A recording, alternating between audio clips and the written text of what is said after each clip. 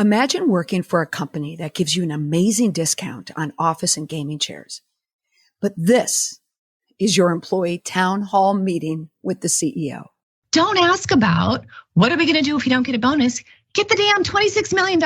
Spend your time and your effort thinking about the $26 million we need and not thinking about what you're going to do if we don't get a bonus. All right?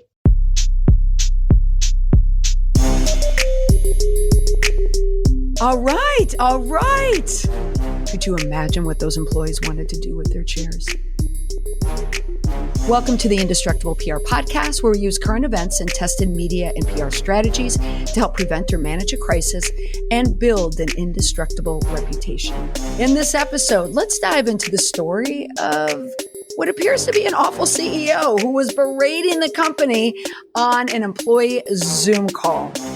No surprise, that call went viral, sparking outrage and prompting questions about how CEOs treat their employees. In recent years, the importance of a CEO's reputation has become increasingly clear. The CEO is not only the face of the company, but they are also responsible for leading the organization and making critical decisions that affect the company's direction, growth, and profitability. But in today's hyper-connected world, a CEO's reputation can spread quickly, and any negative perception can have a significant impact on that company or organization's success. I can say this as someone who works in public relations, strategic communication. The CEO, the manager, is a focal point of every single plan that I create. A strong leader can make for a strong communication plan. A weak leader or an absent leader or a leader that does not inspire can create a lot of problems, both externally and internally. This is precisely what happened to Andi Owens. So she's the CEO of MillerKnoll. So this is a leading manufacturer in office furniture. And what I've come to learn, this company makes gaming chairs that a lot of people told me online after I'd posted information about this story on Twitter and TikTok that they had, like this one user said, "I've been a user of their chairs for years and years. However, I will never buy another one again." And I had a number of people with comments saying that they would never shop there again. So there really is a reputational fallout and a cost to a lost reputation. Now, for Andi Owens, this is a CEO of MillerKnoll. All you have to do is Google Andi, A-N-D-I, and all of the articles will come up and you will see and watch and hear the now infamous moment that the MillerKnoll CEO told her employees to leave Pity City. So if you Google Pity City, she will ever be linked to that line. Now, what is the line? What does Pity City mean? At the end of her tirade, she had said, "You can visit Pity City, but you can't live there. So people, leave Pity City. Let's get it done." Now, you heard at the top of the podcast an edited part of the video. So the video that went viral is a 1 minute and 20-second video from her remarks during a March town hall meeting. So that naturally went viral, like many do. And we don't know where it landed first. I would suspect Reddit. That's where these types of videos land. And then it gets picked up. So it was picked up by CNN, CBS, Wall Street Journal, Bloomberg. I mean, it went everywhere and it went viral. It's all over social media. And I knew this was a big story because since Friday, when I had posted a TikTok about an appearance I had on NBC News Now. And I was talking about the debacle of the Bud Light, Dylan Mulvaney campaign. And I was saying the true debacle was my appearance on NBC News Now to discuss the Bud Light, Dylan Mulvaney marketing campaign, because they're so nice. The booker there does a great job of calling me, but it was very last minute. And I had a choice. I had a Sophie's choice to make. Do I look okay or do I get the content down? But I didn't have a choice in the matter because my internet went down. I accidentally pulled it out of my wall. So I was a scrambling. So it wasn't one of my better appearances. But when I had posted a video about that experience, I received so many comments about Andy Owens and about this, viral video. And as I watched it and I saw it and I thought, okay, yeah, I get why people are coming to me to riff on it, but I didn't know what I could possibly say. Part of it, the benevolent part of me and the there by the grace of God go I part of me. I don't like trashing people. I don't like going online or on TikTok and bringing people down. They already have a viral moment. Who am I to make it worse? It gets a lot easier when they do not so great things. But what I typically wait for is the response. I don't like to hit people when they're down. I want to kick them when I hear the response, because if the response aligns with that type of thinking and that type of behavior, well, then kind of they might deserve it a little. But again, I don't do it for the purpose of bringing people down. I do it for the purpose of teaching, so no one else makes the same mistake. And let it be said, editor's note here, every time someone takes me on there, honestly, in my head, maybe it's the imposter syndrome in me thinking, who am I to sit and judge people's apologies? I mean, really, at what point is my time going to come? That something's going to happen to me. And then I'm the one that's going to have to make an apology for some viral incident. And then people start slamming me. Some Gen Z PR person comes on and says, she sucks. Anyway, until that time, I continue. So Andy Owens' remarks that were picked up in this viral video, the comments that really took her sideways was in response to a question from an employee who asked her whether they would receive their bonuses despite the economic downturn caused by the COVID-19 pandemic. Now, I want to put a pause here for a moment to speak in defense of all CEOs who are struggling with getting their companies back on track with employees. I mean, I run a company. I have people who work for me. I understand what it's like to run a company and to make sure that, employees are, working at the level that you want them to, or that, that you're compensating them. And sometimes it can get frustrating. But when I have that frustration, I always think back to myself as a leader, as a founder of a company, and say, okay, well, what am I doing to help them? Like, what struggles are they going through? How can I help them do their job? And that's just my makeup. Maybe that would make me a bad CEO because I think of other people.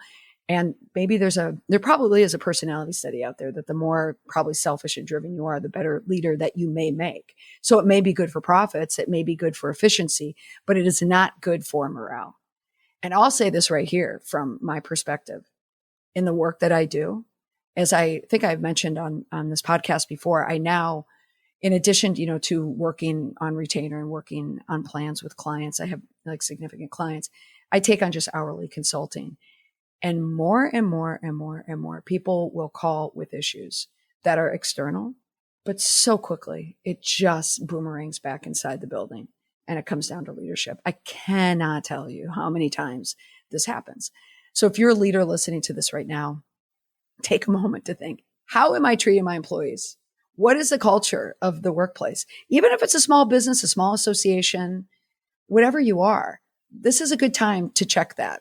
Because the CEO, Andy Owens, and then another CEO who I'm going to mention, they're probably very good at doing their jobs, but they're losing focus and losing the bubble on the employee. Now, in the perspective, in the context of all this is COVID-19, we do know that there are a lot of businesses out there that are struggling finding employees, finding competent employees, finding employees who will work up to the standards pre-COVID. And somewhere in the middle of employees making their demands and CEOs making their demands, we have to recognize that the environment has shifted. The work environment has shifted. So many of these CEOs want to go back to a time where people would grind at their jobs. They would drive, to get to their job on time. And they would sit in a cubicle all day and they'd sit on a computer all day. And then they would go home and their life would be their job. COVID-19 happens. People get used to the idea of working at home and they want to keep that going, particularly parents, particularly mothers. I'm going to say it. Parents who are caregivers to children or caregivers maybe to their other parents. partners. I don't want to just say it's parents, but it's, all families. There's a struggle there. And there's a lot of single parents out there, a lot of single mothers out there. COVID-19 was brutal on them. So now they want to have an employment. They've seen what it's like. We've learned that we can work from home. We can work virtually. If you're going to have a virtual town hall, well, then your employees can work virtually as well. You've made the concession of a virtual town hall. You might need to make concessions for your employees. And I'll say in my work, I see it. I am talking to managers and CEOs and telling them like, hey, have you ever thought about giving your employees the day off after a holiday? Have you ever thought about, more virtual working, more flexibility? Sometimes they just don't see it. Now back to Andy Owens. Now I had mentioned that the comment came because someone was asking about their bonuses. They wanted to know, if they had this extra money coming in. Now, naturally, COVID-19, there is an economic downturn for a lot of companies out there. But Andy Owens' response, don't ask about what we are going to do if we don't get a bonus. Get the damn 26 million. Spend your time and your effort thinking about the 26 million we need and not thinking about what you're going to do if we don't get a bonus. That is a money person. That is a frustrated person thinking that their employees are not working. But it is very difficult for any employee to listen to that rant when Owen received $3.9 million in incentive pay last year. And that was on top of her $1.1 million fixed salary. And that's published. That's public information. That makes it very, very difficult to sit through a rant like that. And that's what CEOs and managers need to understand. It's employees' access to information. It's employees, yes, making demands, but they're not crazy demands. Not only did we have COVID-19 and the pandemic, but we also have younger employees who are moving up, younger employees who are familiar with virtual environments. They went to school now in a virtual environment. They're learning virtually. I teach a college class. A lot of it is in the classroom, but a lot of the quizzes and the information is online. These employees who are coming up, they are digital natives. They are used to efficiencies digitally. Coming into an office and sitting at a desk is so unnatural to these generations. So you're going to have that retribution, and that retribution is going to come in a form of them downloading a video and then posting it to social media. This is going to keep happening over and over and over again. So we're at that midpoint, right now. So she is talking about efficiencies and how we can be better, but it got lost on these employees. Now, naturally, after that video went viral, and when I say viral, that I haven't looked at the metrics, but I base it on the feedback that I get on social media. When I get a lot of traction, a lot of people asking me about something, then I know, okay, this is hot because it's getting in front of all these people. And this video struck a chord. I don't know if it was in her tone and in her language or her entitlement, but it really fell flat. Now, I had posted a TikTok, the link is in the show notes, and I had only pulled a quote from the statement, the official statement from NPR, because that's the only place where I could find it. And someone on TikTok told me that they're a sponsor of NPR, and that's likely why they put the statement or gave the statement to NPR, which tracks, that makes sense. But also released an apology to the local Grand Rapids paper. So according to MLive, that's the online version of it, Andy Owen emailed an apology to her staff once the video went viral, bringing all this unwanted local and national attention. So the headline says, I feel terrible, MillerKnoll CEO says after employee bonus rant goes viral. Also stated, I want to be transparent and empathetic. And as I continue to reflect on this instance, I feel terrible that my rallying cry seemed insensitive, she said. What I'd hoped would energize the team to meet a challenge we've met many times before landed in a way that I did not intend. And for that, I am sorry. How does that statement land with you? That still reads like a statement of someone who is not going to acknowledge what she did. She is acknowledging that it landed the wrong way. Again, this is another spin on blaming the victim. She's blaming the public for making it go viral. She's blaming the employees for them not understanding what she was trying to do. She calls it a rallying cry that, quote, seemed insensitive. Oh, Miss Owen, it didn't seem insensitive. It was insensitive. And that's the difference. There's a nuance when writing statements. If you write a statement to get around acknowledging what you did, it will not do the job. This is a statement that called for her to say, I apologize. This was not a rallying cry. This was a rant. She needed to apologize for that rant, the demeaning rant, and what she said to her employees. She needed to completely own up to it. My guess, the employees, they're not buying that statement. Now, she did go on to say, nothing will lessen the power and strength of our collective team. My appreciation for each of you is huge, and I will continue to do everything I can to help us meet our shared goals.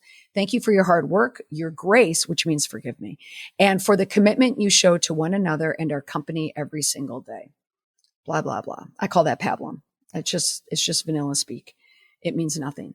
But this is why I believe that these types of statements really do reveal the personality and the behavior of the CEO. So I don't think anything's going to change there. I mean, unless she loses her job, which I don't think that's going to happen. They'll take a dip in sales. I mean, definitely. They absolutely will take a dip in sales, and there will be a cost to a reputation. Now, the outrage that it sparked was about insensitivity, and particularly at a time when employees are struggling with financial uncertainty and fear of job loss. And this incident also draws attention to the broader issues of leadership and empathy in the workplace. There could be some people out there who do defend her comments that, yes, they were blunt, but they're necessary, that companies' employees need to focus on financial realities, and that is a CEO's job. But I believe this, and this is straight from my job. The bigger issue, it's emblematic of the larger problem about the toxic workplace. The toxic workplace, in my opinion, is becoming the big crisis factor for companies now, because something could happen that just leads you into, a PR bump or a PR wrinkle. But take that wrinkle, put it with an employee who is pissed off. Now you have a viral problem. Now you have a social media problem. And those are the problems that become big. I've done many TikToks and social media posts and many podcasts about the ranting CEO. So if you're a CEO or you're a manager or you have the ear of leadership, understand we are still grappling with COVID-19. Even though the pandemic isn't at the height it once was, the hangover is still here. Corporate leaders need to understand that nowadays we have to prioritize well-being. If you want success for your employees, you have to prioritize their well-being. You want to foster a culture of empathy, understanding. That's how you build a stronger, more resilient teams. They're better to navigate the challenges of all the uncertainty. So you need to treat your employees well and understand what they are going through. And hopefully we can all leave Pity City behind for good. Now, you might think this is the end of the podcast. It's just about one CEO. Not so. Because in my TikTok posts about Andy Owen, everybody's asking me to talk about Clearlink. Like, well, what's Clearlink? I don't know which Zoom town hall bothers me more. I think it's this one. But the Clearlink CEO, James Clark, this is a company out of Draper, Utah. He also had a virtual town hall, and his town hall is with the camera like facing up. CEOs, here's a little just quick tip. If you're going to do a Zoom town hall, don't do it from your laptop at a table. Just prop up the laptop, eye level. Okay. In the midst of this virtual town hall meeting, James Clark was speaking the same rallying cry as Andy Owens. It was about working. It was about trying to rally the troops to come to work, do the work. If you watch the entire video, which I'll include in the show notes, he talks about, employees not showing up, employees not even opening up their laptops, employees using a lot of ChatGPT to write content. Okay, all of those accusations could be fair. All of those charges that he's making, those absolutely could be happening at the company. Again, however, the rallying cry really turned out to be a rant because he was talking about the blood, sweat, and tears that he is expecting from his employees. I'm going to play a clip from his town hall. It's edited for time and edited for viral. It's edited for content, but you can get a sense of what this town hall was all about. There's not one of you here, and I challenge any one of you to outwork me, but you won't. I've sacrificed, and those of you that are here have sacrificed greatly to be here as well, to be away from your family. I learned from one of our leaders that in the midst of hearing this message, went out and sold their family dog. Head of humanization, pet humanization. I don't even know what that means. All that means to me is that he is not a dog person. I'm calling you on that. There's no way. For all my dog people out there, and I am a dog person. Anyone who's listened to my episode about losing my Finbar, which I'm coming up to the year anniversary of losing Finbar, so I'm going to struggle with this. I could not believe that an employee would sell a dog. And he also said, all the headlines, on social media was about an employee selling a dog. I assumed it was a man, but he was claiming it was a single mom. But again, I'm calling BS on that. I'm calling BS on that as a single mom whose dog, my dog was my therapy dog. My dog was my companion. I would never get rid of my dog. I might tell my kids I would have to get rid of my kids. Well, no, actually, I would never get rid of my kids. I got rid of someone else before I got rid of the dog. But my dog is so important. But that says everything you need to know about that CEO. So even in that rant, he is talking again about how employees are not doing the job. But everything you need to know about that CEO was baked right into that town hall. And frankly, gets all the viral justice he deserves. Now, in every episode, I leave you with one easy to remember takeaway to help you build an indestructible reputation. That's your indestructible PR tip. I can assume that you can guess what it's going to be. If I just pause here, do you want to just say it, yell it in your car or while you run or at the gym? Seth, employee town hall meetings on Zoom or on Microsoft Teams, whatever, Google Meet. They are recorded. Okay. Always be mindful of what you say and how you treat your team. All it takes is one employee, one download, and one social media platform. That's all for today. Thanks for listening. Bye for now.